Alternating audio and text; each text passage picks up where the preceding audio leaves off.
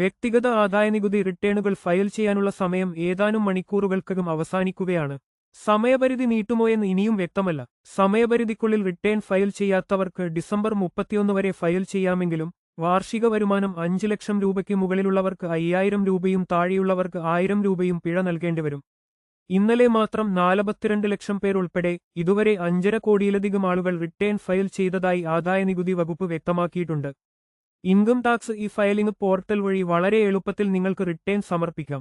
Pan നമ്പറും പാസ്വേഡും നൽകി ലോഗിൻ ചെയ്ത ശേഷം 2026 മുതൽ 2027 വരെയുള്ള അസസ്മെന്റ് ഇയർ തിരഞ്ഞെടുക്കുക.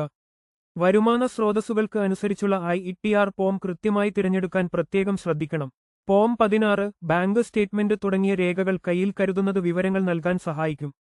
വിവരങ്ങൾ നൽകിയ ശേഷം പോർട്ടൽ നികുതി തുക കണക്കാക്കി നൽകും. ആധാർ OTP അല്ലെങ്കിൽ മറ്റു മാർഗങ്ങൾ ഉപയോഗിച്ച് വെരിഫിക്കേഷൻ പൂർത്തിയാക്കി റിട്ടേൺ സബ്മിറ്റ് ചെയ്യാവുന്നതാണ്. വായ്പകൾക്കും വീസ അപേക്ഷകൾക്കും വരുമാന തെളിവായി ITR ആവശ്യമാണ്. അധികമായി പിടിച്ച TDS തുക തിരികെ ലഭിക്കാനും ഇത് ഉപകരിക്കും. കൂടുതൽ വാർത്തകൾക്കായി ഞങ്ങളുടെ ചാനൽ സബ്സ്ക്രൈബ് ചെയ്യൂ.